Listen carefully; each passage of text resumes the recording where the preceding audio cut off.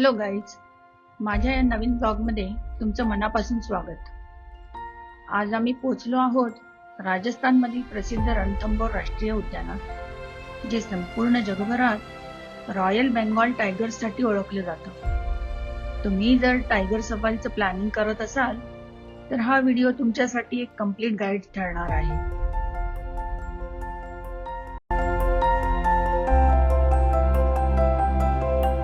रणथंबोर हे राजस्थानमधील सवाई माधोपूर जिल्ह्यात आहे. जयपूर पासून साधारण 160 किलोमीटर तर दिल्ली पासून जवळपास 365 किलोमीटर अंतरावर आहे. इथलं सर्वात जवळचं रेल्वे स्टेशन म्हणजे सवाई माधोपूर, जे राष्ट्रीय उद्यानापासून साधारण 10 किलोमीटर अंतरावर आहे.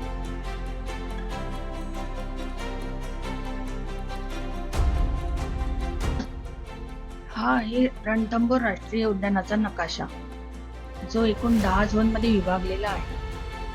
झोन 1 ते 5 हे कोर झोन आहेत, जिथे वाघ दिसण्याची शक्यता तुलनेने जास्त असते. तर झोन 6 ते 10 हे बफर झोन आहेत, जिथे निसर्ग आणि वन्यजीवांचा अनुभव एका वेगळ्याच रूपात घेता येतो. आमचा मुख्य फोकस या 12 सफारींमध्ये झोन 3 होता, ज्याला रणथंबोरचं हृदय म्हटलं जातं. रणथंबोरमध्ये साधारण 2 प्रकारच्या सफारी करता येतात: जीप सफारी आणि कॅन्टर सफारी. जीप सफारीमध्ये जास्तीत जास्त 6 जण आणि कॅन्टर सफारीमध्ये जास्तीत जास्त 20 जण. आमची पहिली सफारी सुरू झाली. मेन गेट मधून काही अंतरावर गेल्यानंतर लगेच ड्रायव्हरने अचानक जिप्सी थांबवली. पाहतो तर काय, रिद्धीची 2 शावक बाजूच्या झुडपांमध्ये खेळत होती. सकाळच्या वातावरणात शांतता होती आणि त्यांचं फक्त खेळणं, प्रत्येक हालचाल ही मात्र पाहण्यासारखी होती. जंगलाची शांतता, प्रत्येक आवाज, या सगळ्यामुळे हा अनुभव आणखी खास होत होता.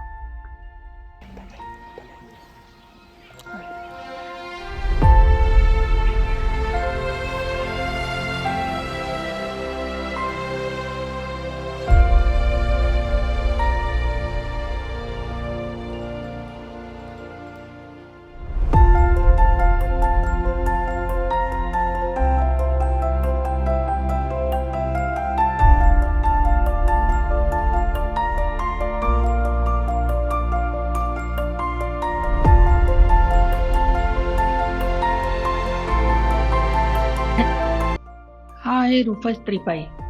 रणथंबोरमध्ये प्रामुख्याने तुम्हाला रुफस त्रिपाई अतिशय जवळ येऊन बसलेला आढळतो. सफारीच्या गाड्यांच्या हँडलवर येऊन बसतो. कदाचित पर्यटकांकडून मिळणाऱ्या अन्नाची त्याला सवय झाली आहे, त्यामुळे त्याचा हा निर्भीड वावर असावा.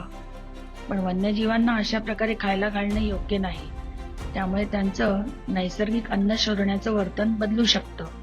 त्यामुळे तुम्हीही कधी जंगलात गेलात तर असं करू नका. रणथंबोरच्या या 12 सफारींमध्ये आम्ही रिद्धी आणि तिचे 3 शावक हेच टार्गेट करणार होतो. रिद्धीच्या शावकांना पाहिल्यानंतर आम्ही पुढे गेलो. एका ठिकाणी आम्ही वाट पाहत असताना रिद्धी खूप दूरवर आम्हाला दिसली, पण ती हॉरिझॉन्टल वेने जात होती. प्रत्येक वाईल्डलाईफ फोटोग्राफरला वाघाचा हेड ऑन मिळाला की त्याचा आनंद वेगळाच असतो.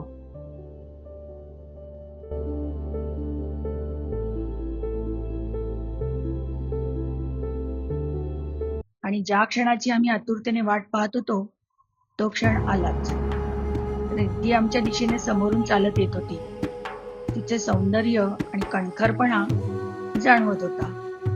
ती आपल्या पिल्लांना घेण्यासाठी आली होती. कदाचित तिने कुठेतरी शिकार केली असावी.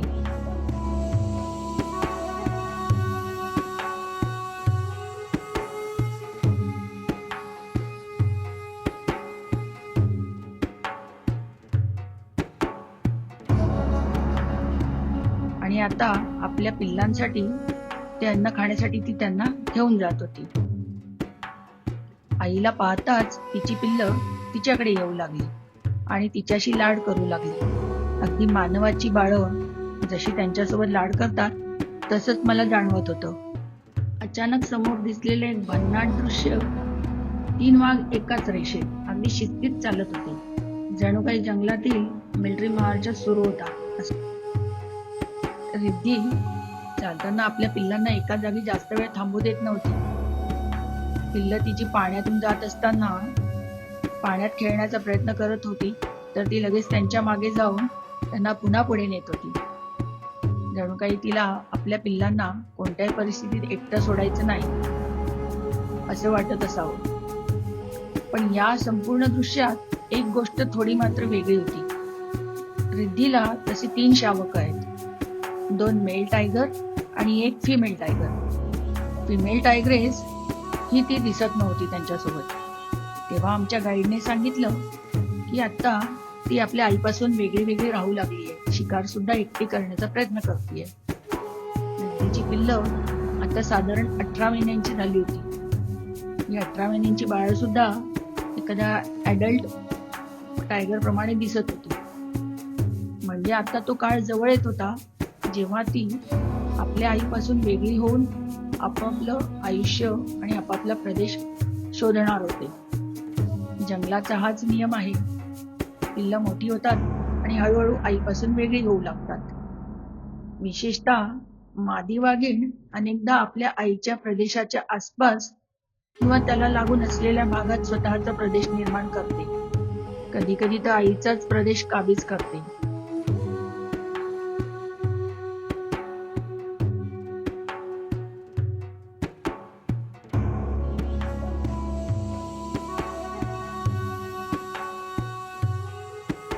सफारीचं बुकिंग राजस्थान वन विभागाच्या अधिकृत FMDSS पोर्टलवरून ऑनलाईन करता येतं. त्याची लिंक मी खाली डिस्क्रिप्शन मध्ये देत आहे. रणथंभोरचा हा प्रवास अजून संपलेला नाही. आमच्या या 12 सफारींची गोष्ट अजून बाकी आहे. कारण पुढच्या सफारीमध्ये काहीतरी असं घडलं.